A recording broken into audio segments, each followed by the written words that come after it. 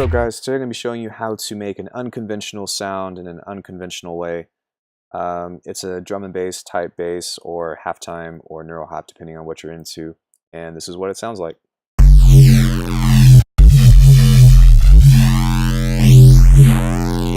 So if you like that sound, then go ahead and keep watching the video, and if you like my content, then please feel free to give me a like and subscribe, and I'll be sure to bring more content to you guys. So before I get into it, I'm going to turn all of these off because I'd like you to be able to follow along with how the sound should be. I'm not going to go into too much explaining of like what everything does, just as of now. This is more of just like, how do I get the sound? So yeah, feel free to pause the video. I'll try to go through all the menus and stuff so that way you can see everything that I'm doing. Although really the only important thing that I have going on right here is these three operators. Everything is a sine wave. The level at the bottom is turned all the way up, and then you can, I guess, just copy these normal settings. Make sure that the course is on 2 for each of these. There is a pitch envelope. It's not really doing a whole lot. This was meant to be an 808 at first, and then I wanted it to be more interesting, so I threw on a bunch of random plugins and then got this sound. So that's kind of arbitrary, unless if you feel absolutely compelled to copy everything.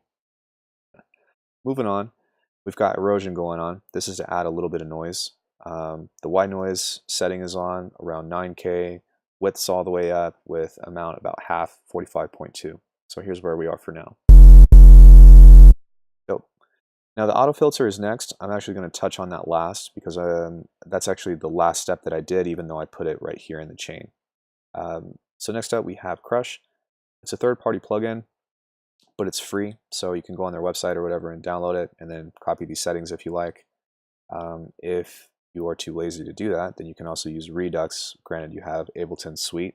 You can get that sound. I like the tone better of Crush. It's a little bit cleaner, which is kind of counterintuitive, but that's just what I did. Next up, we have compression. Squash that sound, right?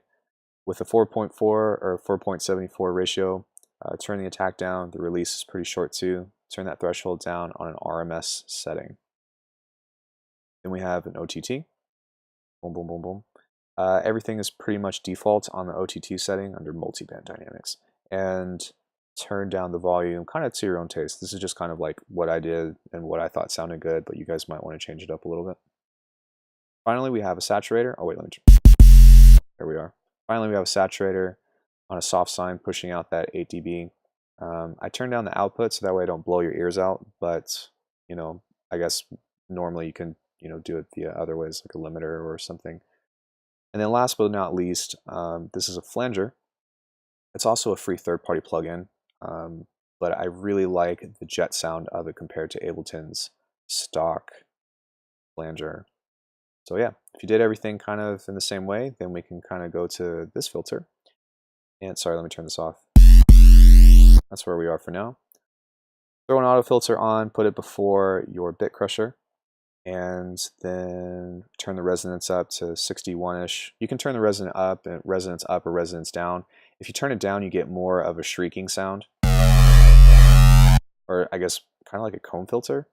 But having a higher resonance, which is kind of like weird because usually it's the opposite, but yeah, having a high resonance, at least on this chain, gives it a little bit more of a vocal sound. Now, of course, like in a song, you want to EQ it and all that stuff, but I'm just making the sound itself during the sound design process, so I'm not really too worried about it. If you want to add some variation, then you can duplicate the auto filter, which is what I did here, and these frequencies are kind of similar, and it will give you a tone like this, which is kind of cool. And then you can also turn the fine up, which is detuning it basically. And of course, the higher up that you turn that, the faster it's going to go and whatnot. But those are just some ways that you can get some variation out of it. You can also just bounce out a note or put some movement out, resample it, filter it some more, distortion and whatnot. But I just wanted to show you how you can get some cool sounds without having to do necessarily too much work. And all of these, except for 2 free plugins, are first party. So yeah, thanks for watching my video. I know that it was kind of quick, but if you guys have any feedback for me or something, then leave it in the comments section. And thanks for watching my video. Take care.